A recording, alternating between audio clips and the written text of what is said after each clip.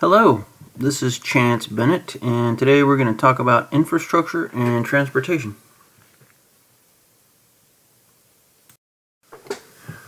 Well, let's start off by looking at the Bingham text, the chapter by Felbinger and Whitehead. They define infrastructure as a capital budget item. So it's not something that's going to show up on your line items in your budget annually. It's usually very expensive. A lot of times it's fixed in place, like a building. It provides an essential public service and it's related to a government function. So think about things like city buildings, city hall, police stations, fire stations, public works buildings, roadways, public transportation, and then some things that we don't generally think about until something goes wrong with them, like the water supply system, wastewater removal, solid waste removal, or taking out the trash, and things like that.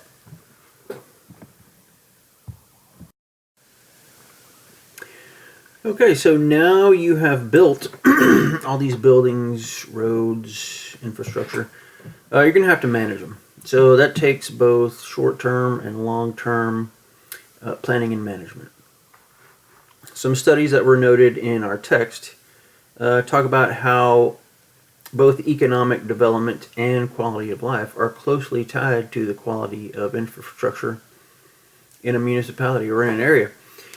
And so with that being said, just building new roads and new buildings and new things is good, but you have to be able to maintain them. And so there's the maintenance, the replacement, and the rejuvenation. So not only do you have to plan for those in your annual operating budget, just the maintenance piece, but you're going to have to look at the lifespan of those things. So, I'll build this new road. 10 years from now, I'm going to go ahead and plan that it has to be resurfaced. And then 20 years from now, I'm going to go ahead and put it in the plan that it's going to have to be replaced. If we don't do that, then at some point in the future, there's going to be a really big bill that comes due for the public. And they're not going to be happy about that because you have made no plans on how you're going to pay for all that stuff. So might as well go ahead and build that into the budget now. And here we're going to talk about budget here in just a few minutes. All right, let's talk a little bit about planning and budgeting, emergencies, and ethics.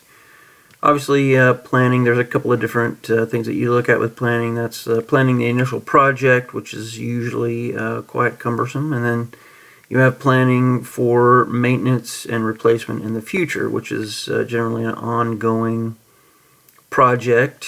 Let's take roads, for instance. Generally speaking, either you'll have a group inside of your municipality or you'll hire an outside group to come in and look at your roadways on let's say, a semi-annual basis.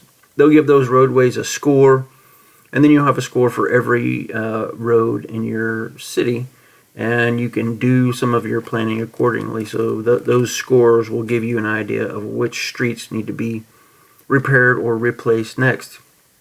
And so you can use that, put that into your budgeting process. Obviously, there's a couple of different kinds of budgeting. You have your annual operating budget, and then you have your capital budget. So your annual operating budget is where you're going to have your minor repairs and fix your potholes and do the minor remodeling in the buildings and take care of the normal day-to-day stuff.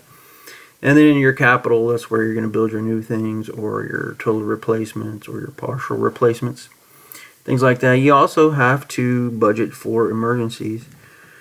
That picture on the right is from Hurricane Harvey, and obviously you can have something like this, especially in Texas. Anytime you have a big thunderstorm or a rainy spring or whatever it is, you can have all kinds of things that pop up on you. So you have to have the ability within your budget to be kind of agile, fix emergencies when they pop up, have that. Hopefully your city has an emergency fund or some sort of funding mechanism that's built in to handle things like that. And then, as with everything, we have to look at the ethical side of infrastructure, and that has a lot to do with not playing favorites on who gets new roads and who gets new buildings and things like that. It really should be based on need. Not only that, but whenever you're doling out those contracts, you have to make sure that you're following recognized budgetary procedures whenever you're awarding those contracts to different contractors, that you're checking to make sure that all the rules have been followed, and that you're not skipping any parts of the process.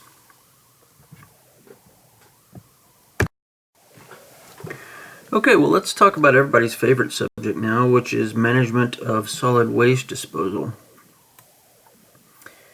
Now, most of our solid waste ends up in landfills, and cities do this a few different, or government entities do this in a few different ways. Some of them contract outside companies to handle all that stuff for them, and some of them actually have their own landfills and their own personnel. And along with all of that, especially if you're doing it yourself, is a pretty big human resources and budgeting piece.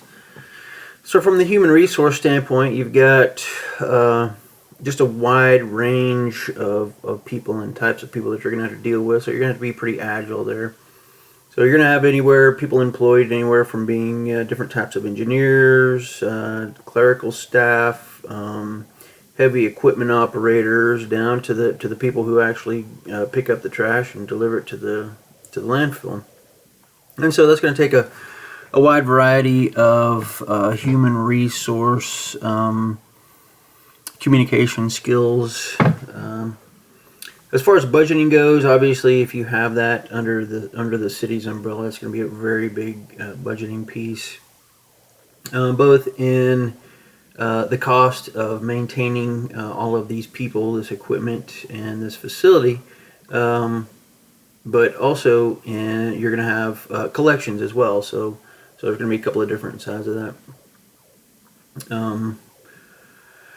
As far as the environment goes, so 15, 20 years ago, there was a pretty big scare. The landfills were filling up. We're running out of places to put all this stuff.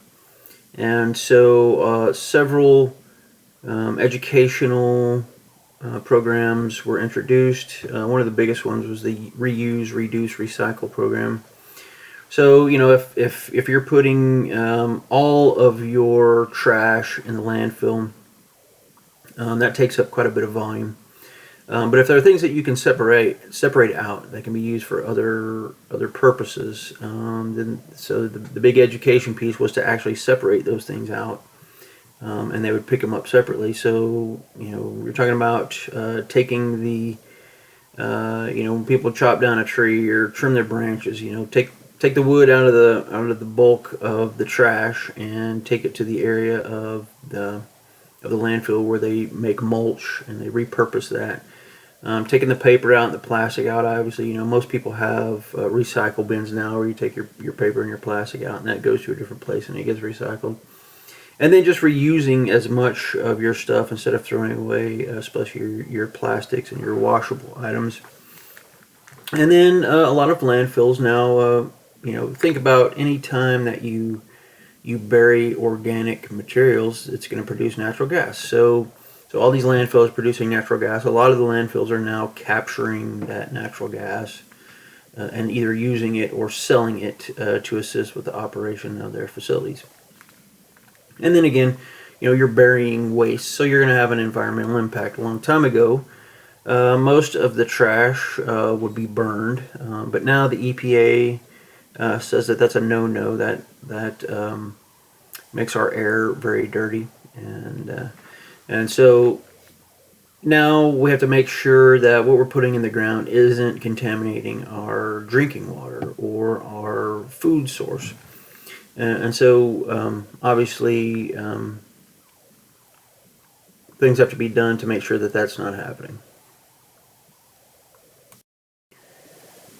Next, let's take a look at the study done. Public perceptions of pricing existing roads and other transportation policies, the Texas perspective. This was in the Transportation Forum. Lots of interesting data. They used a couple of different methods to gather information from citizens in Texas. They used a questionnaire, they did random phone calls, and they did a peer review group, or a peer group. And so lots of data in there, good stuff to look at, but at the end of the day, what they came up with, and the main information that they took away from this was that, in general, people don't want to hear from politicians. If you're trying to sell them the benefits of building a toll road, they don't want to hear from politicians. They don't want to hear from stuffed shirts. They want to hear from their peers. They want information from somebody who drives the same roads that they do every day and drives one of these new toll roads and thinks it's awesome. And they're going to tend to trust those people more. They also found out that the people who actually drive on toll roads and the people who drive in rush hour are more receptive to change. And that's as opposed to generally males in general, and people who have lived in the same area for a long time are generally more opposed to change or new methods of transportation. They also found out that tolls are preferred to additional gas taxes. So quite a bit of the money that we pay for gas actually goes to build roads as the gas tax. And so that was actually a surprise to some people. And then they also found out that updating the existing roads is preferred to building new roads. So they were trying to find out basically what the best way to get people the correct information and sell them on the possible use of toll roads throughout Texas. A bunch of good information there. And last but not least, here is the part that you've been waiting for, the 2 questions. Alright, so you are the city manager. Hard times have fallen on the economy and you have a budget deficit of 15% with no reserves. Budget cuts have to be made. Which departments will you lean on the most to make up the deficit? And why do you pick those departments? The second question, and keep in mind this bears no resemblance to any real city. You are on the council of a city with no public transportation, and there is a long-term plan to begin the implementation of a bus service. But Major League Baseball has decided to award a new Major League Baseball team to your area of the state. This team wants to build a stadium in your city, partially funded with public funds. Unfortunately, you can't fund both the stadium and the bus service. Which do you choose? Alright, good luck with those.